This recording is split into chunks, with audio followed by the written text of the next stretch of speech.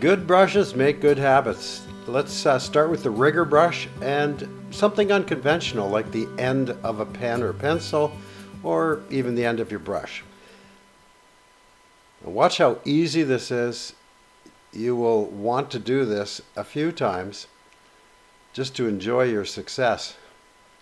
Put a little of the Payne's Gray, maybe warm it up with a little red, and just put the beginning of a little tree, maybe a little, kind of like a bonsai tree. See, it's got two little tops.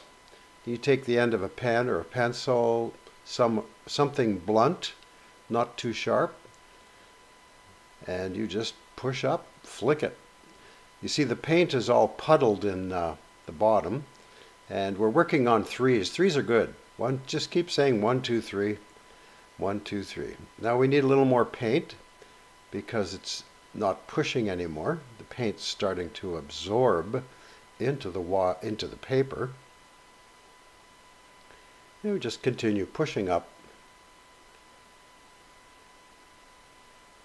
Remember, grass grows up, and trees grow up. Make your limbs go from the bottom to the top. Now we add a little there. Just keep adding drops of the Payne's Gray and keep pushing up. Now you can experiment with different types of pens, but look what you can do. I thought that took me like 5 minutes to do. I just did my tree, scumbled some green on top, and away we go. You got yourself a really easy tree. Try a few of those. Okay, now I'm going to try another one. This time I'm going with a warmer color for the trunk, and tap, tap, tap, tap, tap, putting it on an angle.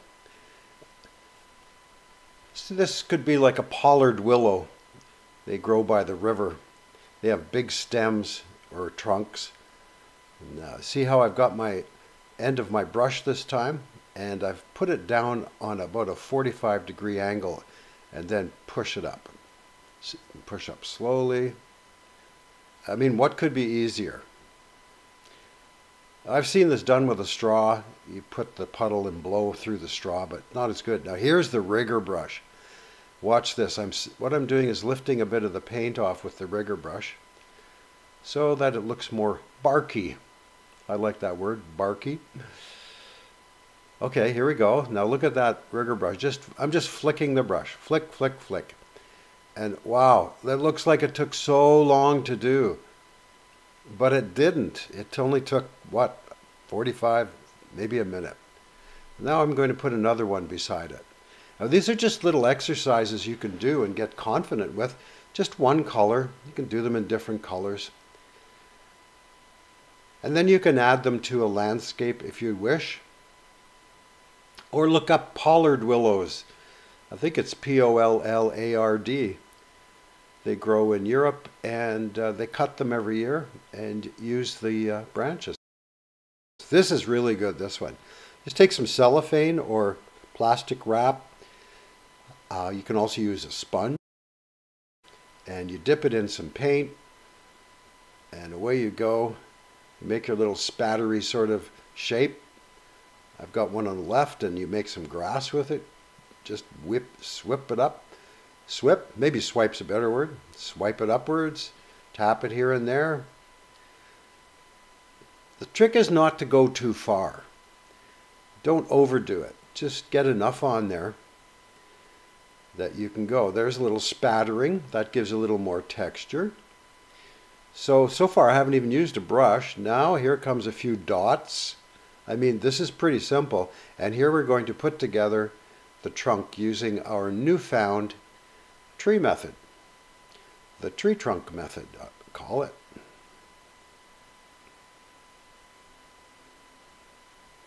So I sort of thought of for a minute there, I think I'll put that one off center. I could have put them on an angle too, but straight up's good. I'm going back to my Bic pen, the round end.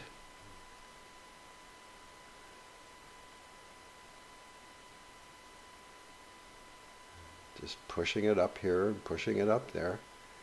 I really encourage you to try this several times. You can do it with flowers also. Many flowers have abundant buds on the top. So this is a great little technique. There's the rigger brush. Now we're going to put the finer little strokes in.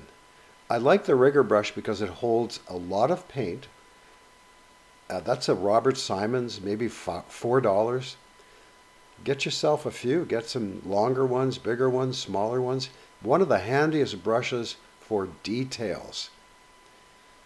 So I hope you're painting along with me, or at least watching and listening, because if you listen to this a few times, you'll get the idea of what I'm doing, how simple it is. Professionals like simplicity. We don't like complicated. We do get in trouble once in a while, but the solution is always simple. Find a way to do something that takes the least amount of effort. Now, of course, sometimes you're going to have to use a lot of effort in order to reach that state. So here we are, we're just putting in the little leaves. Personally, I like the one on the right, only because it's done. But I'm thinking maybe I can get a little landscape out of that. Now look at how I've used the rigger brush on the side. Look at the great strokes it makes. You can go down with it, you can pull it, you can wiggle it.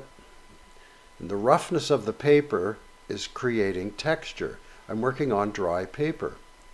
So knowing when to use dry paper and when to use rough paper is extremely important. It's to your advantage to know when and how. Now I'm going to pull that down. Look at that stroke. That's my new Sable synthetic brush, about $30. And my last one lasted 20 years. And then I used it for some acrylic paintings and I wrecked it. So if you have watercolor brushes, just use them for watercolor. There, look at that little picture. I think that says it all right there. Try that little technique and let's see what we're going to do with it in the next clip.